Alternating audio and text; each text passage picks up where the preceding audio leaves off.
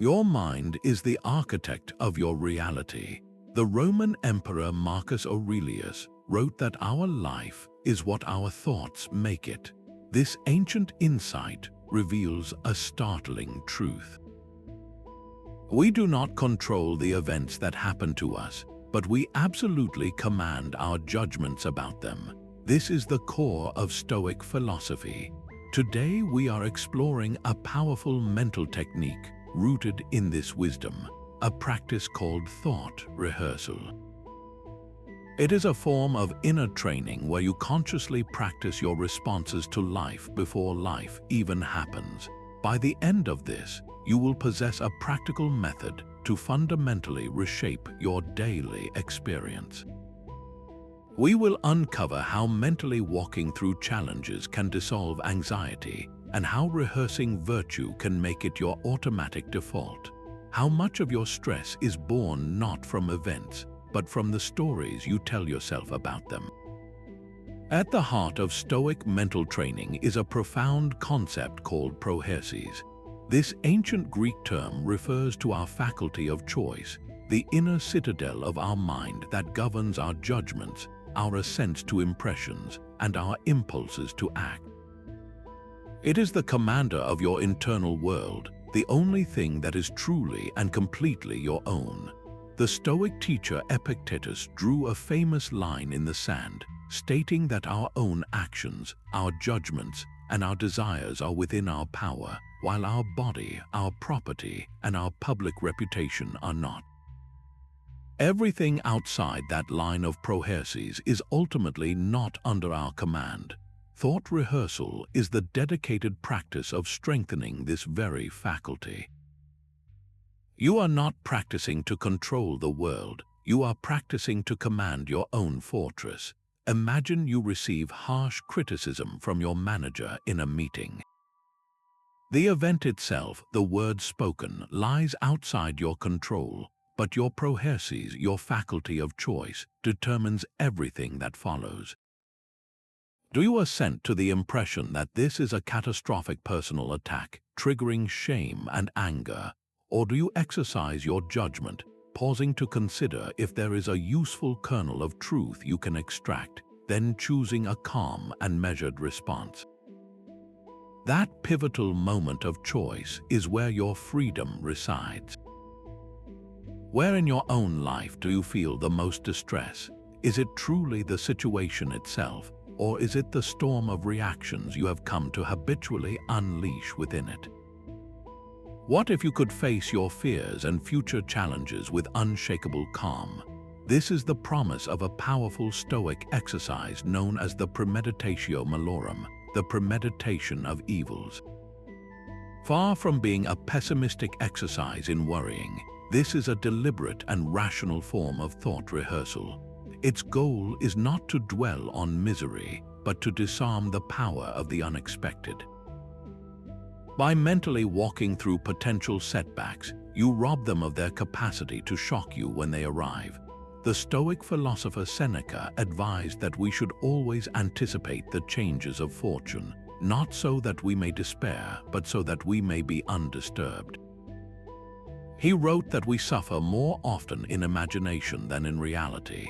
This practice is the antidote to that needless suffering. Think of it as building a mental immune system. You are giving your mind a controlled exposure to difficulty, which builds the antibodies of resilience. For example, imagine you are dreading a crucial presentation at work. Instead of anxiously hoping everything goes perfectly, you sit down and rehearse the scenario in your mind. You visualize the projector failing. You feel the initial jolt of panic, and then you consciously choose your Stoic response. You take a breath, you acknowledge the situation is beyond your complete control, and you pivot to your prepared notes, speaking calmly without the slides. You are not rehearsing the failure, you are rehearsing your own virtue, your own calm and capable response to that failure. The event itself loses its terrifying power because you have already lived through it in your mind and discovered that you can, in fact, handle it. So, what is one small challenge you are currently avoiding? Perhaps a difficult conversation with a friend, or the possibility of a rejected proposal. Take a moment today to close your eyes and mentally rehearse it. Walk through the entire sequence, not to imagine the worst, but to practice your best possible response. What would a calm, rational, and courageous version of you do? By rehearsing that, you are not inviting trouble. You are building an inner fortress that no external event can easily breach. The Stoics envisioned the mind as a fortress, an inner citadel that can remain unassailable. This is not a wall built of stone, but a stronghold constructed from disciplined judgment. Its ramparts are your practiced responses, its foundation, your unwavering virtue. With every session of thought rehearsal, you are not just imagining a scenario, you are actively laying another brick, reinforcing the gates against the chaos of the outside world. Marcus Aurelius frequently wrote of this retreat into the self. He advised that you can retreat into your own soul, for nowhere can you find a more peaceful and less busy refuge. Your inner citadel is that refuge, a place you can always return to, no matter the external storm. Think about how this fortress is tested in daily life. You are stuck in a traffic jam, running late for an important meeting. The external chaos is real, the blaring horns, the unmoving cars, but within your inner citadel you have a choice. You have rehearsed this. Instead of surrendering to frustration and anger, which only poisons you, you retreat behind your walls. You acknowledge the situation is beyond your control. You take a deep breath and use the unexpected time to listen to an audiobook or simply collect your thoughts. The traffic has not changed, but your internal experience of it is transformed. Similarly, during a heated family disagreement, the temptation to lash out can feel overwhelming. But if you have mentally practiced pausing before speaking, choosing understanding over accusation, you fortify your citadel in that moment. You respond from a place of strength, not reactivity. So what is it that most often weakens your own inner walls? Is it a flash of anger that burns through your better judgment? Is it the cold grip of fear that makes you doubt your resilience? Or is it a powerful desire for a specific outcome, an attachment that, when unmet, leaves you feeling defeated? Identifying the primary force that assails your peace is the first step in reinforcing your defenses.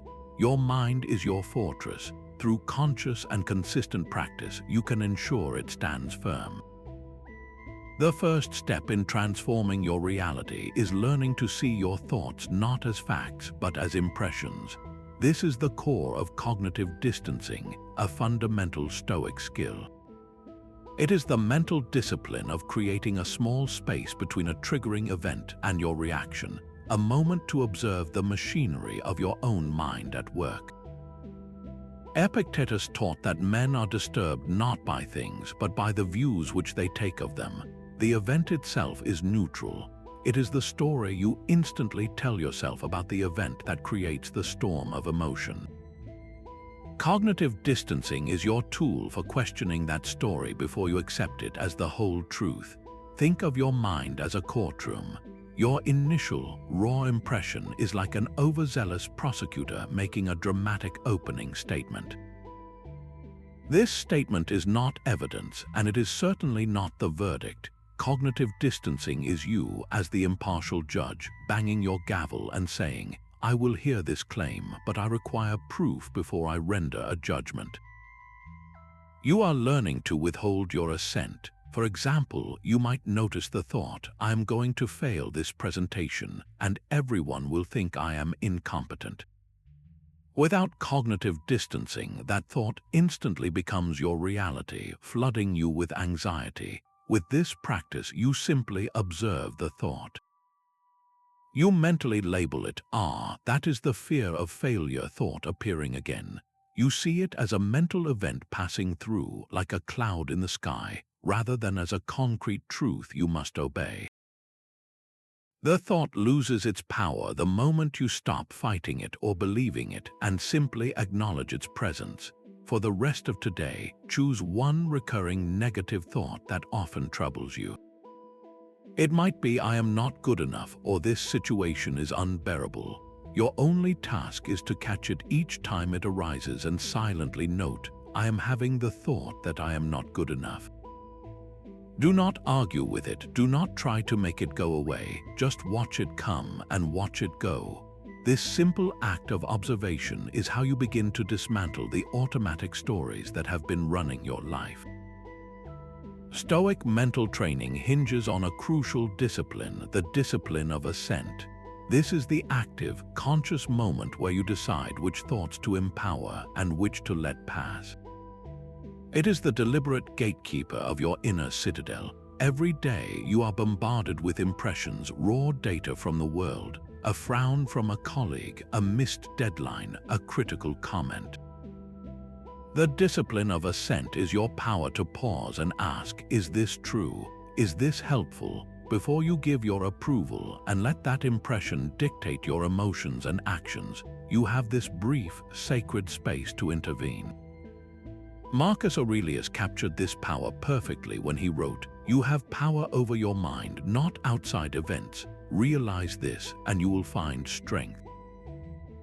It is our judgment that makes a situation unbearable, and it is that same judgment that can transform it into a source of strength. Imagine you receive an email from your boss. It reads, "We need to talk about your latest report. Can you stop by my office later?" The initial impression that flashes into your mind might be one of panic. "I messed up, I am in trouble, this is a disaster." The undisciplined mind instantly assents to this story. It accepts it as absolute truth, and the body follows, flooding with anxiety, the heart racing. But the trained mind, practicing the discipline of assent, catches that initial impression at the gate. It pauses. It examines the evidence. The email only states a request to talk. It does not state the reason. There are other, equally plausible interpretations. Perhaps she was impressed and wants to discuss a new project. Maybe she simply has a clarifying question. By withholding immediate assent from the catastrophic story, you create room for a more rational and constructive judgment. You choose to assent to a neutral interpretation until more facts are available. You are not ignoring the situation, you are mastering your internal reaction to it. Recall a recent moment in your own life when your initial judgment of a situation was completely wrong. Perhaps you saw a friend across the street who did not wave back, and you immediately felt slighted, only to learn later they were simply lost in thought. Or you interpreted a piece of critical feedback as a personal attack when it was genuinely meant to help you improve. In that moment, your automatic assent created unnecessary pain. Now reconsider that moment through the lens of Stoic assent. What if you had paused? What if you had consciously chosen to assent to a more generous or neutral interpretation? The external event would have remained the same, but your entire emotional landscape would have been transformed. This is the quiet power you cultivate through thought rehearsal, the power to command your judgments and, in doing so, to command your reality. Stoicism challenges us not just to accept fate, but to love it. This is the profound principle of Amor Fati, a Latin phrase that means a love of one's fate. It represents the highest level of mental training, where thought rehearsal evolves from a defensive strategy into a transformative art. You are no longer merely preparing to endure life's blows with resilience. You are actively rewiring your perception to welcome every single event, especially the difficult and unexpected ones, as essential and beneficial. The Stoic philosopher Epictetus framed it with stunning clarity when he said, "Do not seek for things to happen as you wish, but wish for things to happen as they do, and your life will go well." This is not passive resignation. It is an active, dynamic embrace of reality as it unfolds. Consider the story of Thomas Edison. when his massive laboratory complex in West Orange, New Jersey, burned to the ground in a devastating fire, destroying countless irreplaceable experiments and prototypes. His response was not one of despair. He reportedly told his sons, "There is great value in disaster. All our mistakes are burned up. Now we can start again fresh." He saw the total destruction not as a catastrophe, but as a forced liberation from past errors, an opportunity to rebuild with greater wisdom. He was practicing Amor Fati in action, loving the fate that had been handed to him and finding the hidden door within the apparent wall. This is the ultimate aim of your mental rehearsals. You are not just practicing how to stay calm when things go wrong. You are practicing how to look at any outcome and find a way to love it, or at least to appreciate the strength and wisdom it has the potential to forge within you. Every setback contains a seed of equal or greater benefit, but you must be the one to water it with your perception. So look at one current difficulty in your own life right now. It could be a professional rejection, a personal conflict, or a period of uncertainty. For a moment, set aside the frustration and ask yourself a single, powerful question. What hidden benefit might this situation be forcing upon me? Is it teaching me patience I lacked? Is it closing a door that needed to be shut so a better one can open? Is it revealing my own inner strength that I never knew I possessed? By searching for that potential good, you are not pretending the difficulty does not exist. You are performing the most advanced form of thought rehearsal, training your mind to love your fate, and in doing so, you begin to shape a reality where nothing can truly harm you. Let's engage in a powerful Stoic thought exercise that can instantly change your perspective. It is called the view from above, and it is a form of mental rehearsal that trains your mind to see the bigger picture. This practice involves consciously zooming out from your immediate troubles to view your life from a cosmic vantage point, shrinking personal anxieties down to their true, manageable size. Marcus Aurelius was a master of this technique. He would frequently remind himself to look at things from above, to see the countless cities and nations, the immense expanse of time, and the brief, infinitesimal moment that is a human life. He wrote that many of the things that trouble us are quickly forgotten, lost in the abyss of time. When you adopt this view, the quarrel you had, the project you fear failing, the criticism you received, all of it is placed against the backdrop of a spinning planet in a vast, silent universe. Your problem does not disappear, but its weight is fundamentally altered. It no longer feels like the center of existence. Find a quiet moment and try this now. Close your eyes and bring to mind a current stress, perhaps a looming work deadline that feels all-consuming. Now, in your mind's eye, begin to pull back. See yourself sitting in the room, pull back further, seeing the building, then the town or city, viewing it like a map. Keep going. See your country, then the whole planet, a beautiful blue and white marble hanging in the blackness of space. Watch it spin, continents drifting slowly over millennia. See the sun, our star, and then the countless other stars in the galaxy, each with their own worlds. From this vantage point, look back at your small, precious life and that single deadline. Notice how its demanding voice grows quieter, its scale shifting from a monster to a manageable task. This is not about dismissing your responsibilities, but about facing them with a calm, clear mind, free from the distortion of panic. The next time you feel overwhelmed by a problem, big or small, take just 60 seconds to perform this mental rehearsal. Zoom out to the cosmos and then return to your situation. What did you notice? Did the sharp edge of your anxiety soften, even just a little? Stoics practice a form of mental rehearsal that involves imagining loss to find profound appreciation. This technique, known as negative visualization, might sound counterintuitive at first. Why would anyone willingly think about losing what they cherish? The purpose is not to breed fear or anxiety, but to accomplish the exact opposite. By consciously contemplating the temporary nature of the people, possessions, and abilities we take for granted, we strip away our sense of entitlement and reawaken a deep, vibrant gratitude for their presence in our lives right now. The Stoic philosopher Seneca perfectly captured this spirit when he advised that we should enjoy the things we love as if they were on loan, as if they might be taken from us at any moment. He argued that this mindset does not create sorrow, but actually increases our pleasure in them, because we cease to take their presence for granted. Imagine for a moment the simple, daily miracle of running water. You turn a knob and clean, hot water flows instantly. It is a convenience so ordinary it becomes invisible. Now perform a brief negative visualization. Mentally rehearse a day when the pipes are frozen, when no water comes from the tap. Picture the frustration of being unable to wash your hands, make coffee, or take a shower.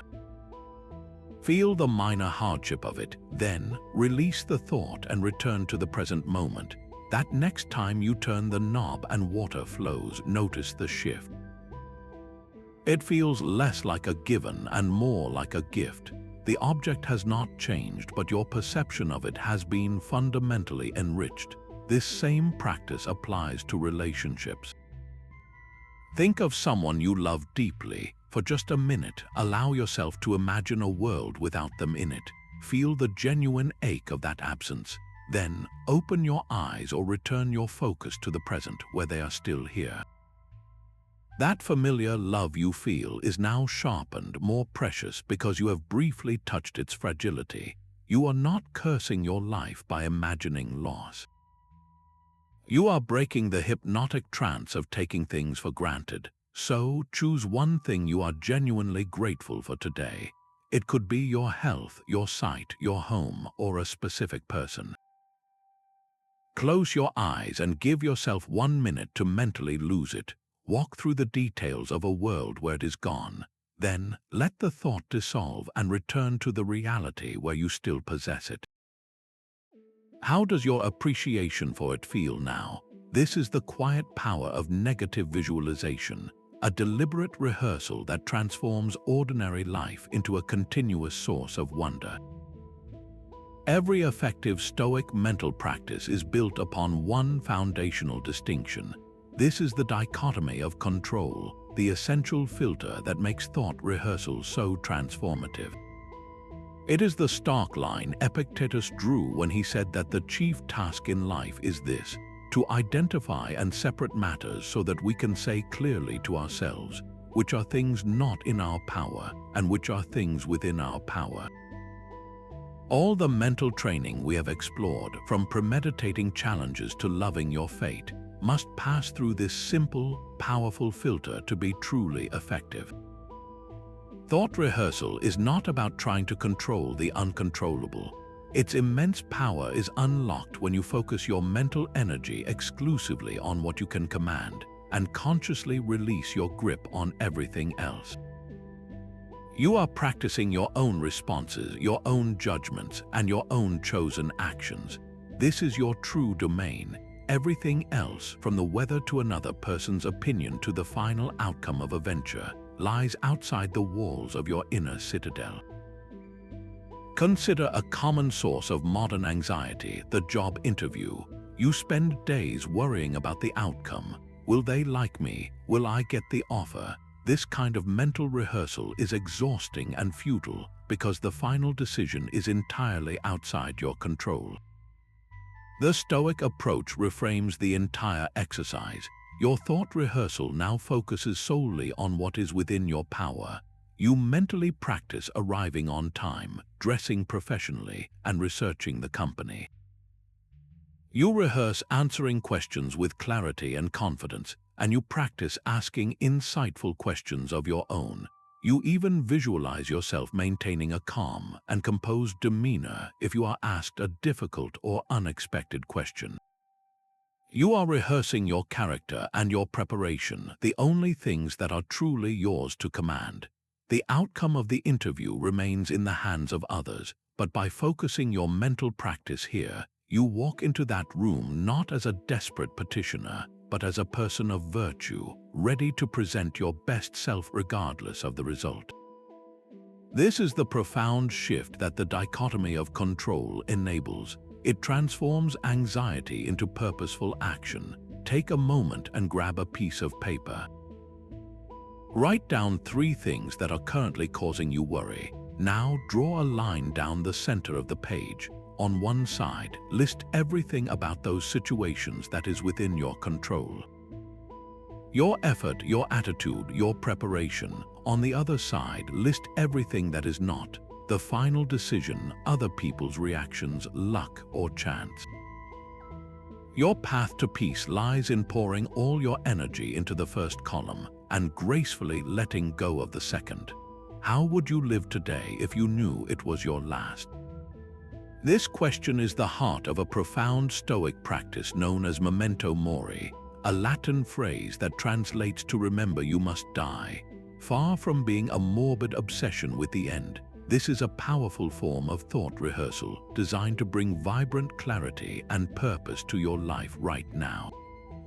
It is a tool to cut through the noise of trivial concerns and focus your energy on what truly matters. The Roman Emperor Marcus Aurelius frequently turned this thought over in his mind, not to despair but to ignite action. He wrote, "You could leave life right now. Let that determine what you do and say and think." He saw the awareness of mortality not as a paralyzing force, but as the ultimate motivator to live with virtue and intention. When you mentally rehearse your own finitude, you are not practicing for death. You are rehearsing for a life lived without regret. Think of how you naturally prioritize when a real deadline looms. A project due at the end of the day focuses your mind with incredible precision. You instinctively drop distractions and channel your efforts toward the essential task. Memento Mori applies this same clarifying pressure to your entire existence.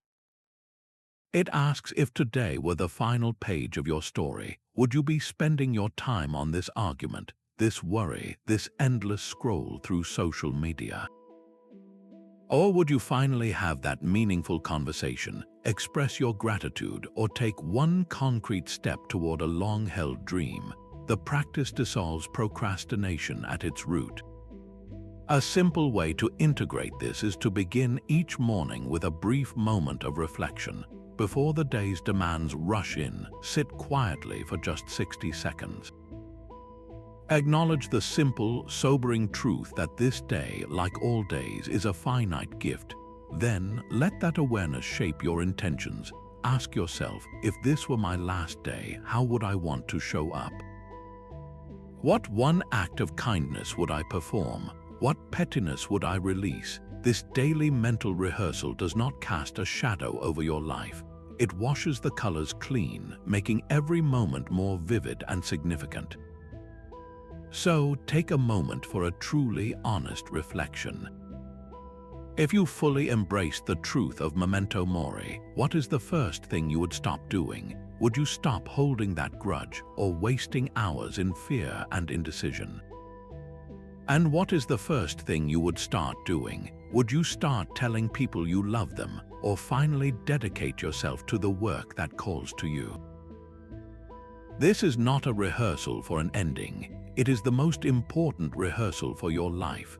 Stoic psychology starts with a simple but profound concept, the impression. Every moment your senses are flooded with raw, unprocessed data from the world. A sudden loud noise, a dismissive glance from a stranger, a sharp drop in the stock market. These are all impressions, what the ancient Greeks called phantasiae. In themselves, they are value neutral. They are simply the initial spark of information that strikes your mind. The entire architecture of your emotional life, however, is constructed in the critical space that follows, the brief pause between receiving that impression and your act of giving it your assent. This is the moment where thought rehearsal trains you to intervene. Epictetus offered the timeless formula: men are disturbed not by things, but by the views which they take of them. The impression itself is not the problem. It is your judgment about the impression that creates the storm. Imagine you are in a meeting and a colleague cuts you off mid-sentence.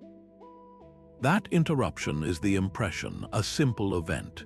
The untrained mind instantly assents to a judgment. He is disrespecting me. He thinks my ideas are worthless. This judgment, accepted as absolute truth, immediately triggers a cascade of anger and defensiveness. Your body tenses, your heart rate jumps, and you either lash out or retreat into sullen silence. The power of thought rehearsal lies in practicing that pause. You mentally walk through this exact scenario. The impression arrives, the interruption. And instead of letting the judgment take automatic control, you consciously insert a moment of observation. You note, I am having the impression of being interrupted. You see the judgmental thought appear, the story about disrespect, and you simply let it sit there without giving it your approval. You examine it. Is this the only possible interpretation? Could he be overly eager about his own point? Could he have simply misunderstood that I was finished? By withholding your assent, you drain the emotional charge from the event. The interruption remains, but your suffering about it vanishes. Today, choose one strong emotional impression that arises. It could be a flash of jealousy when you see a friend's success, or a surge of anxiety when you check your email. Your only task is to catch it and silently label it. Just note to yourself, this is an impression of jealousy, or this is an impression of fear. Do not fight it. Do not believe it, just watch it. You will discover something remarkable. The moment you name it as merely an impression, its power over you begins to dissolve, leaving you in the quiet space of your own true command. For the Stoics, all mental training has one ultimate purpose: to enable us to act with virtue. Every exercise, from the Premeditation of Evils to the discipline of Assent, is ultimately a rehearsal for a single moment, the moment you choose your action in the world. This is the core of their radical philosophy, that virtue, and virtue alone, is the sole good. Wealth, health, reputation, these are merely preferred indifferences, tools that can be used well or poorly. But your character, your integrity, your commitment to wisdom, courage, justice, and temperance, this is the only thing of true and lasting value. The Roman teacher Musonius Rufus put it plainly when he said that virtue is not only an art for the noble, but also the most necessary of all arts for the life of man. Thought rehearsal, then, is not a self-help technique for feeling more calm or confident. It is the dedicated practice of aligning your entire being with what is right. You are not practicing to avoid discomfort. You are practicing to ensure that when tested, you will choose the virtuous path, no matter the personal cost. Imagine a scenario where you discover a colleague is taking credit for your work on a major project. The initial impression is one of betrayal and anger. The automatic, self-interested reaction might be to immediately confront them in front of everyone, to publicly shame them to reclaim your credit. But what would the virtuous response look like? This is where you engage in a powerful thought rehearsal. You pause and mentally walk through the situation with the 4 cardinal virtues as your guide. Wisdom asks you to seek the full story before passing judgment. Perhaps it was a misunderstanding, a miscommunication with management. Courage empowers you to schedule a private conversation with your colleague, a talk that requires more bravery than a public outburst. Justice demands that your contribution is rightfully acknowledged, while temperance guides you to communicate your points with controlled clarity, not with raw, destructive emotion. You are rehearsing the right action, not the easy one. The outcome of that conversation, whether your colleague admits their fault or not, lies outside your control. But your choice to act with integrity, that is your victory. This is the transformation thought rehearsal makes possible. It rewires your instincts from self-protection to virtuous action. So, bring to mind a specific, upcoming situation in your own life where your principles might be tested. It could be a decision about whether to speak an uncomfortable truth, or a temptation to take a convenient shortcut that compromises your values. Now define it clearly. What would acting with courage look like in that exact moment? Not the abstract idea of courage, but the concrete action, the words you would say, the posture you would hold, the choice you would make when it is difficult. By rehearsing that specific, virtuous action in your mind, you are not just preparing for a challenge. You are actively building a self that is capable of meeting it. The most immediate form of Stoic mental training is a simple, almost imperceptible pause. This is the Stoic pause, the living heart of thought rehearsal made real in your daily life. It is in that fleeting second, the space between a triggering event and your raw reaction, where your true freedom is exercised. This is not a grand, complicated meditation, but a micro-habit of the mind, a conscious delay where you reclaim command of your inner citadel. In that brief hesitation, you actively engage your Prohairesis, your faculty of choice, creating just enough room to select a rational response instead of surrendering to a reflexive one. Seneca wrote powerfully about this very practice, urging us to postpone our reaction to anger. He advised that the best cure for anger is delay, to give yourself time, to command a stay of execution on your initial impulses. He knew that passion, left unchecked, is a fire that burns the one who holds it. The Stoic pause is how you douse the first spark before it becomes a blaze. Consider the modern trigger of a frustrating email. You read a message that feels dismissive or unfairly critical. Your body instantly tightens, your fingers itch to type a sharp, defensive reply. This is the critical juncture. Instead of clicking send, you enact the Stoic pause. You lean back from the screen and take one single, conscious breath. In the space of that breath, you are not ignoring the situation. You are creating a buffer zone for your judgment to operate. You are asking the Stoic questions.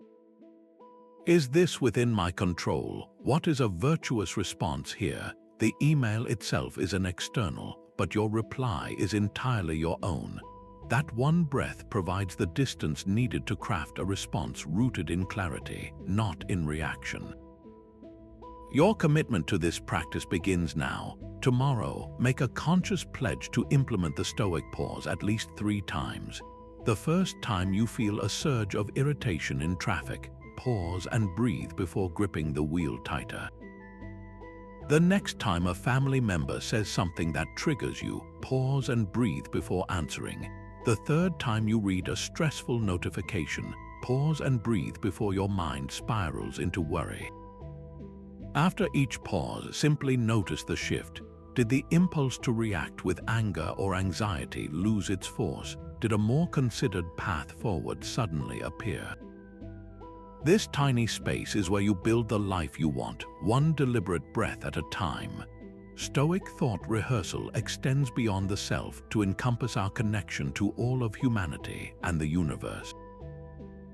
This is the profound principle of Sympatheia, the ancient belief that the cosmos is a single, unified, living entity, and we are its individual limbs. To grasp this is to realize that an injury to one part is an injury to the whole, and that our personal dramas are but small currents in a vast, flowing river. Marcus Aurelius constantly reminded himself of this truth, writing that we are made for cooperation, like feet, like hands, like eyelids, like the rows of the upper and lower teeth. To act against one another is contrary to nature, and it is acting against one another to be vexed and to turn away. When you mentally rehearse this interconnectedness, you are not just contemplating a beautiful idea, you are actively dismantling the fortress of your own ego. You shift from seeing yourself as an isolated citadel under siege to recognizing you are one room in a great shared mansion. Your personal grievances, your sense of being personally wronged, begin to lose their sharp edges when viewed from this cosmic perspective. How would you interact with the world if you truly felt you were interacting with another part of yourself? A powerful application of this is to rehearse your conflicts from the other side. The next time you feel anger rising toward someone, perhaps a difficult family member or a frustrating coworker, pause your internal monologue. Instead of mentally listing their faults, perform a thought rehearsal of Sympatheia. Step into their world for a moment, mentally walk through a day in their life. What burdens might they be carrying that you cannot see? What fears or past hurts could be driving their behavior? You are not rehearsing to excuse harmful actions, but to understand the human being behind them. This practice replaces the fuel of resentment with the cool water of comprehension, and from that space, a more compassionate and effective response can naturally arise. Think of one person in your life you currently find challenging. For just 60 seconds, close your eyes and mentally rehearse one plausible, human reason for their behavior. Maybe they are acting from a place of deep insecurity, or perhaps they are simply terrified of being overlooked. How does this small shift in your mental rehearsal change the texture of your feelings toward them? Stoicism does not ask you to become an unfeeling stone. Its true aim is far more liberating, to free you from the tyranny of destructive passions and replace them with stable, good feelings. The Greeks had precise words for this transformation: apatheia and eupatheia. Apatheia is not the absence of all feeling, but a state of inner tranquility, a freedom from the irrational and overwhelming storms of emotion they called the path. These are the chaotic passions like blind rage, consuming envy, or frantic fear that hijack your judgment and leave wreckage in their wake. Eupatheia, on the other hand, are the good feelings, the rational and constructive emotions that flow from a life lived with virtue. These are not the fleeting highs of pleasure, but the deep, enduring satisfaction of joy, the clear-headed focus of caution, and the warm wellspring of genuine affection. Seneca drew this vital distinction when he wrote that the joy of a wise person is a serious, steady matter, a state of mind that knows its own grounds and is not born of a fleeting whim, while the pleasure of a fool is a frantic, empty excitement that quickly fades. Through consistent thought rehearsal, you are not practicing to feel nothing. You are practicing to feel everything more wisely. You are training your mind to let the shallow, reactive passions burn themselves out, making space for the deeper, more resilient eupatheiae to take root. Imagine the difference between a craving and a purposeful pursuit. The path of uncontrolled desire for a promotion might feel like a frantic, anxious hunger. Your mind rehearses scenarios of triumph and spirals into fantasies of what it will mean, creating a volatile emotional state where any setback feels like a personal catastrophe. This is the chaos of passion. Now contrast that with the eupathos of pursuing a worthy goal. Your thought rehearsal is different. You focus on the virtue of the effort itself, on doing excellent work for its own sake. You mentally practice accepting either outcome with equanimity, finding satisfaction in the integrity of your own actions. The resulting feeling is not a desperate hope, but a calm and steady resolve, a form of joy found in the process itself, regardless of the final result. The goal has not changed, but your entire emotional relationship to it has been transformed from a source of turmoil into a source of strength. So, bring to mind one specific passion that often disrupts your peace. It might be the hot flash of envy when a peer succeeds, or the cold grip of anxiety before a social event. Now, define the eupatheia you wish to cultivate in its place. If the passion is envy, the good feeling might be a sincere contentment, a quiet celebration of another's good fortune. If the passion is anxiety, The good feeling might be a calm, watchful caution that prepares you without paralyzing you. Your mental practice from this day forward is to consciously rehearse that transformation. When you feel the old, chaotic passion begin to stir, pause. Then deliberately walk through the scenario in your mind, not as a victim of your emotions, but as the architect of a new, more stable and virtuous response. You are not suppressing a feeling, you are upgrading it. What if true wealth is not about having more but wanting less? This question strikes at the very core of Stoic contentment. It is a state of mind you can cultivate through deliberate thought rehearsal, training yourself to find sufficiency within long before the world outside complies. The Stoics called this ultimate goal eudaimonia, a flourishing life, and they argued it is built on a simple, unshakable foundation, your own virtue and your power of rational choice. Everything else is extra. Epictetus, who began his life as a slave, understood this better than most. He offered a radical redefinition of wealth and poverty, stating that wealth consists not in having great possessions, but in having few wants. Poverty, in his view, is not a lack of money, but a state of endless craving. This is not a philosophy of deprivation, but one of profound liberation, freeing you from the exhausting roller coaster of chasing and clinging to things you cannot ultimately control. Your happiness becomes an internal achievement, not an external lottery ticket. A powerful way to rehearse this is to mentally walk through the loss of everything you own. This is not a pessimistic exercise, but a liberating one. Sit quietly and imagine your home, your bank account, your car, every material object you possess vanishing overnight. Feel the initial shock and fear, then move past that first wave of emotion and ask yourself what remains. You still have your mind, your ability to reason and to choose your response. You still have your character, your resilience, your knowledge, and your skills. You still have the capacity for courage, for kindness, for ingenuity.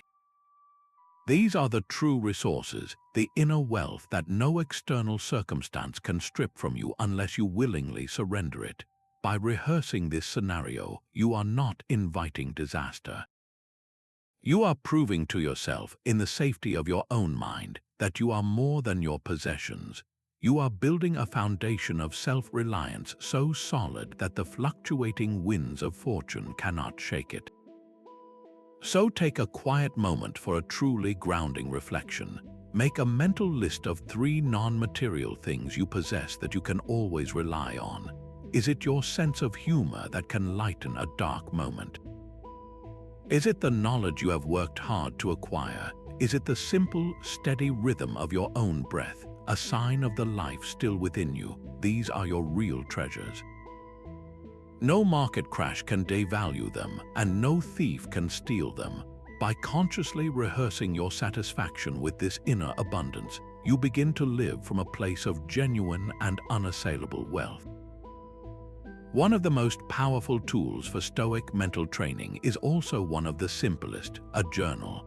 This is where thought rehearsal moves from the fleeting space of your mind to the concrete reality of the page. Writing forces a clarity and honesty that silent thinking often avoids. It is the dedicated workshop where you examine your impressions, rehearse your virtues, and hold counsel with your own judgment. Each entry is a deliberate practice session, strengthening your inner citadel line by line. When you write down a troubling thought, you are performing cognitive distancing on paper. You are taking that raw impression and holding it up to the light, questioning its validity before you give it your assent. An evening reflection becomes a structured rehearsal of the day's events, allowing you to review your reactions and plan a more virtuous response for the future. This written practice transforms abstract philosophy into lived wisdom. The most famous example of this is the personal notebook of a Roman emperor. Marcus Aurelius never intended for his writings to be published. His meditations was his private journal, a raw and recurring dialogue with himself. In its pages, he constantly rehearsed his Stoic principles. He reminded himself of the dichotomy of control, practiced the view from above, and fortified his resolve to act with justice. He was not writing profound thoughts for an audience. He was engaging in the most personal form of thought rehearsal, using the written word to coach his own mind through the immense pressures of leading an empire. You can start this practice with a straightforward 5-minute structure each day. In the morning, take just 2 minutes. Write down one specific virtue you wish to practice. For instance, you might write, "Today, I will practice the virtue of courage by speaking up in the team meeting," or "Today, I will practice temperance by remaining calm in the evening traffic." This is your proactive rehearsal, setting your intention for the day ahead. Then, in the evening, take 3 minutes for a gentle review. Look back on your day and ask yourself 2 simple questions. Where did I succeed in living according to my principles? And where did I fall short? The goal is not self-condemnation, but calm, objective analysis. Perhaps you remained calm in traffic, but you avoided that difficult conversation. Acknowledge both without judgment and consider how you might rehearse a better response for next time. This nightly review closes the loop, turning daily experience into permanent growth. Tonight, before you sleep, take just 5 minutes with a notebook. Ask yourself one question and write your answer. What could I have done better today from a Stoic perspective? Perhaps you would have paused before sending that reactive email, or chosen understanding over irritation with a family member. This single act of written reflection is where your mental training becomes real, a quiet conversation that builds an unshakable self, one page at a time. For many of us, the most persistent source of anxiety is the fear of what others think. It is a quiet, constant hum in the background of our lives, shaping our words, our choices, and even our silence. This fear can feel like an invisible prison, but Stoicism provides the key to its lock through a specific form of thought rehearsal. You must practice seeing the opinions of others for what they truly are: external events, as separate from your core self as the weather or the traffic. Your only rightful concern, the only thing within the walls of your inner citadel, is your own virtuous intent. The ancient teacher Epictetus offered a piercing insight into this human struggle. He asked, why are we in such a terrible state of fear and anxiety? Is it not because we dread something external, like the opinions of others? Then he delivered the crucial blow, stating, we are afraid of what someone else will think of us.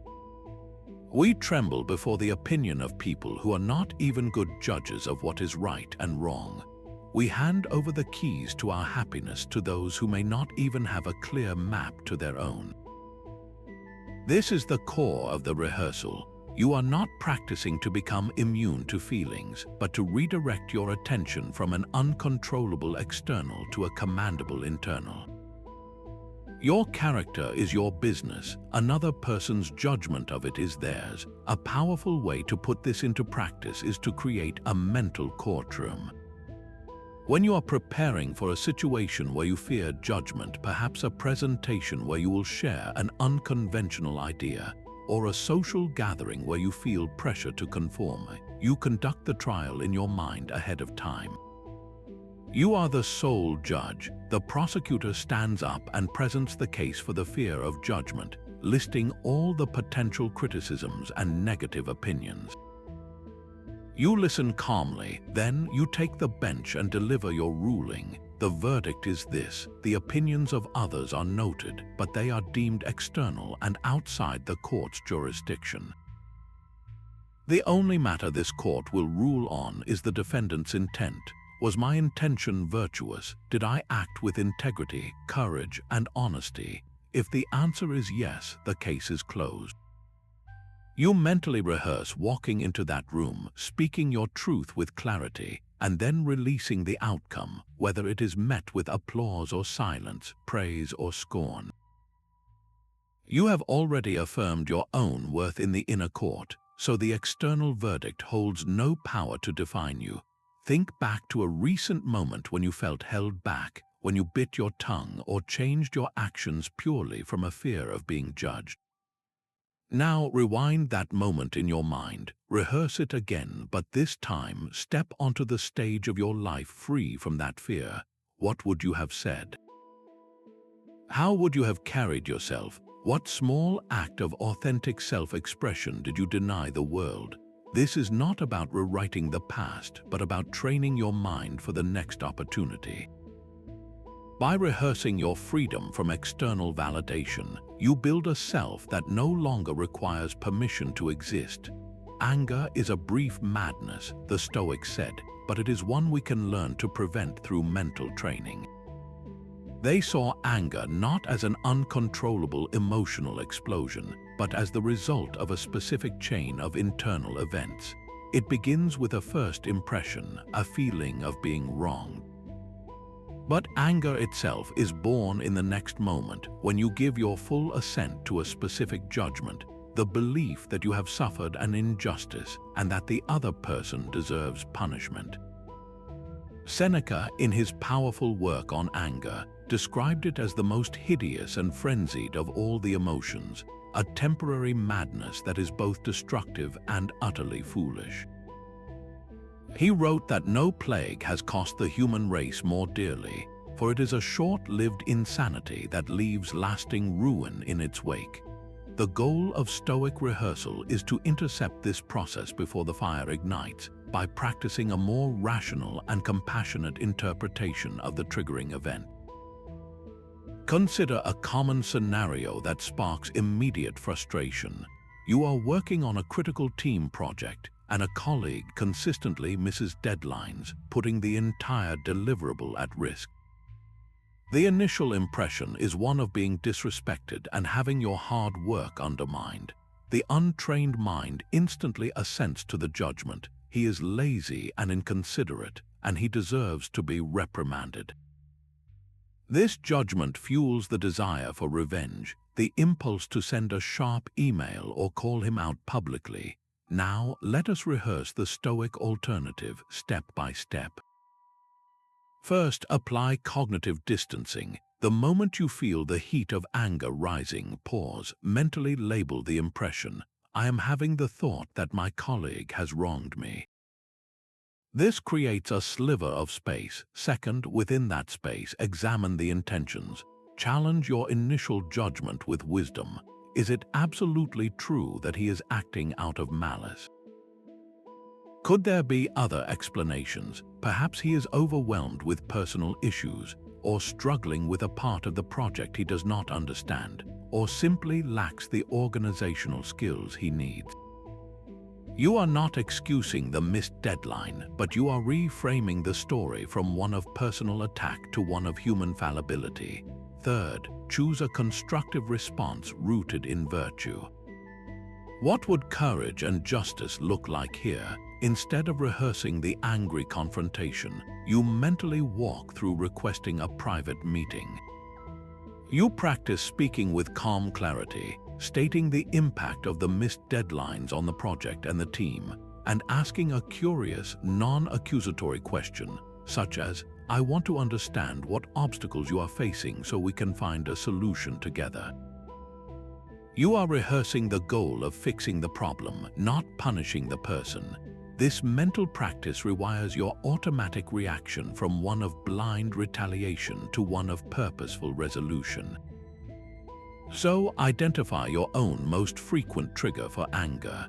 Is it being cut off in traffic, feeling ignored by a partner, or receiving unfair criticism? Just once today, before the situation even arises, close your eyes and mentally rehearse the entire sequence. Feel the initial spark, create the pause, question the story, and practice your virtuous response. You are not aiming to become a person who never feels irritation, but one who commands it, transforming a brief madness into an opportunity for wisdom. Stoic mental training involves a radical re-education of our desires. We spend our lives being pulled by what we want and pushed by what we fear, a constant tug of war that leaves us exhausted. The discipline of desire is the practice of bringing this chaotic inner landscape into harmony with nature itself, training our wants and aversions to align only with what is virtuous and entirely within our power. This is not about suppressing longing, but about redirecting it toward the only thing that can ever truly satisfy us, our own excellent character. Epictetus laid out this fundamental reorientation with stunning clarity. He taught that happiness and freedom begin with this one realization, that some things are within our control and others are not. He said, then, if you regard only what is within your power as your own, and what is outside your power as not your own, no one will ever be able to coerce you, no one will block you, you will blame no one, you will have no enemies. Your desires, when tethered only to your own choices, can never be thwarted by the outside world.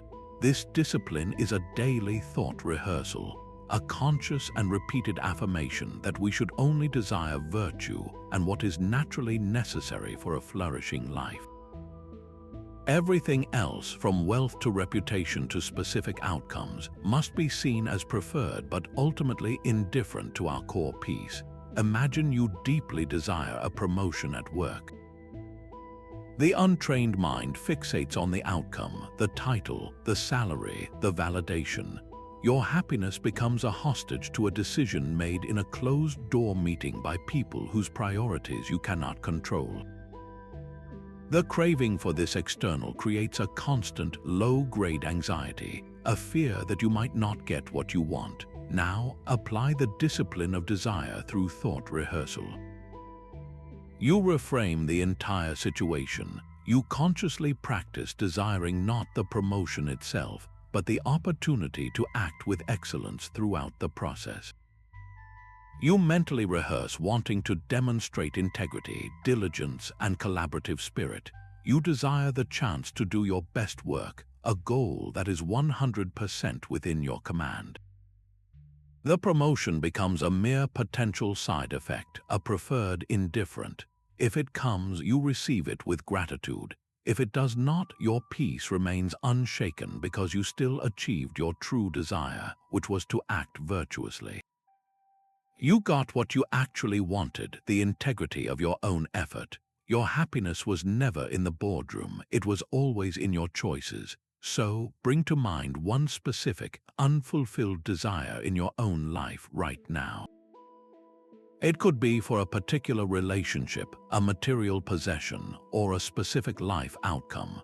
For the next few days, make it your mental practice to be completely at peace whether this desire is fulfilled or not. Rehearse the feeling of deep contentment that comes from knowing your worth is not attached to this external thing. Feel the liberation of wanting only what you can guarantee for yourself, your own virtuous intent. What changes in you when the outcome no longer holds the keys to your peace? The Stoics had a mantra, the obstacle is the way. This is not a platitude for enduring hardship, but a radical operational principle for transforming it. It means the very thing blocking your path is not a detour from your growth, but the central training ground for it. Every impediment is an invitation to practice a specific virtue you would not have otherwise developed. Marcus Aurelius captured this alchemical process perfectly when he wrote, "The impediment to action advances action. What stands in the way becomes the way." In his view, a blockage is not a stop sign, but a set of instructions. It forces you to find a new path, to summon courage you did not know you possessed, or to cultivate a patience that was previously beyond you. The obstacle is not an enemy to be defeated, but a partner in your development. Thought rehearsal is how you prepare to dance with that partner. You mentally walk toward the obstacle, not away from it, and you practice seeing it as the raw material for your own resilience. Imagine your current major obstacle is a sudden financial setback. The automatic reaction is fear, anxiety, and a sense of being blocked, but the Stoic rehearsal begins by reframing the obstacle itself. This financial pressure is not a wall. It is the way to practice the virtue of resourcefulness. It is the way to learn the difference between wants and true needs. It is the way to build the muscle of frugality and creative problem solving. In your mind, you walk through the scenario, you feel the initial panic, and then you consciously pivot. You rehearse sitting down to create a meticulous budget, finding a hidden satisfaction in the clarity it brings. You mentally practice finding free or low-cost alternatives for entertainment, discovering a new appreciation for simple pleasures. You even visualize taking on a small side project, not with resentment, but as an opportunity to learn a new skill. The financial constraint has not vanished, but your relationship to it has been completely transformed from a source of suffering into a forge for character. So bring to mind one specific problem you are facing right now. It could be a difficult person, a health concern, or a professional rejection. Now ask yourself this single, powerful question. If this obstacle is the way, what specific virtue is it demanding I practice? Is it the way to patience, to compassion, to unwavering courage, or to creative thinking? Identify the virtue, and you have discovered the hidden curriculum within your struggle. Your task is to brainstorm one concrete action, one small step, where you can use this very problem as fuel to practice that virtue today. All of Stoic mental training converges on a single point in time, the present moment. This is the only arena where your virtue is ever truly tested and expressed. You can mentally rehearse past mistakes or future challenges, but the power of your practice is only realized right now, in the choice you are making at this very second. It is the only time you can actually exercise your Prohairesis, your faculty of command. The Roman philosopher Seneca saw the great human trap with piercing clarity. He wrote that we are always preparing to live, but we are never truly living. We postpone our life, waiting for the right conditions, the perfect moment, or the end of our troubles, and in doing so, we miss the only moment we ever have, which is this one. We prepare for virtue, but we forget to enact it in the here and now. A simple way to anchor yourself in this reality is to integrate a brief Stoic pause with a conscious affirmation. At any point in your day, you can stop, take one breath, and mentally affirm, "This present moment is where my virtue is tested and expressed." You are not waiting for a future crisis to be Stoic. You are practicing it now, while reading an email, while washing a dish, while listening to a friend. This moment, no matter how mundane, is your training ground. To make this real, try a practical exercise for tomorrow. Set a phone reminder for 3 random times throughout your day. When the alarm sounds, let it be a signal not for distraction, but for profound attention. For the next 60 seconds, stop whatever you are doing and fully engage with your present task or your immediate surroundings. If you are walking, feel the rhythm of your steps. If you are in a conversation, listen with your complete focus without planning your reply. If you are working, pour your entire attention into the single action in front of you. In that 1 minute, you are not rehearsing for life. You are living it with the full presence and command that Stoic training is meant to cultivate. Stoic mental training is in essence the conscious formation of habit rewiring your brain for excellence. Every time you pause before reacting to a frustrating email, or mentally rehearse a calm response to a potential setback, you are doing more than just thinking. You are physically carving new trails in your neural landscape. The ancient Stoics understood this principle long before modern neuroscience gave us the language for it. They called this ingrained disposition hexes, a settled state of character from which your actions naturally flow. Hexes is not a single act of willpower, but the accumulated result of countless small choices, practiced until they become your default setting.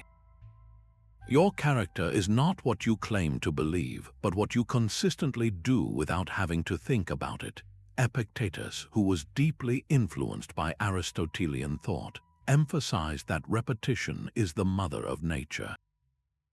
He taught that whatever you practice, you become. If you practice anger, you strengthen the habit of anger, but if you practice patience, you forge a patient nature. Your repeated thoughts and actions are the chisel that sculpts your very being. Think of learning to play the piano. The first time you sit at the keyboard, your fingers are clumsy and your mind struggles to read the notes. Every movement is slow, deliberate, and full of conscious effort. But with daily practice, something remarkable happens. The complex sequence of notes that once required your full attention now flows from your fingers effortlessly. The skill has moved from your conscious mind into your body, into your very muscles. It has become a part of you. Stoic virtue is precisely the same. The first time you try to respond to criticism with curiosity instead of defensiveness, it feels awkward and forced.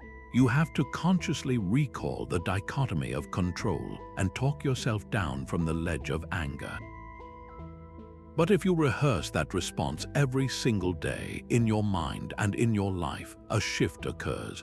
One day you receive that critical comment, and without any internal debate, you find yourself asking a clarifying question. The virtue of wisdom has become your hexis, your automatic response.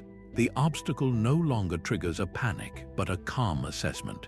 This is the ultimate goal, to make excellence habitual.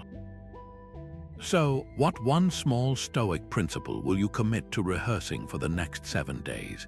It could be as simple as taking one deliberate breath before speaking during family dinners, or mentally labeling a worry as an external impression each time it arises. Choose one and practice it with the consistency of a musician learning their scales. Do not aim for perfection, only for consistent repetition. Watch how this single, repeated action begins to reshape your inner world, building a character that naturally inclines toward peace and strength. The true power of Stoic mental training is revealed when we weave these individual practices into a cohesive daily regimen. A scattered effort yields scattered results, but a consistent rhythm builds an unshakable foundation. This is not about adding hours of meditation to your schedule, but about integrating brief, potent exercises into the existing fabric of your day. The Stoic teacher Musonius Rufus insisted that philosophy is not just a subject to be studied, but a craft to be practiced every single day.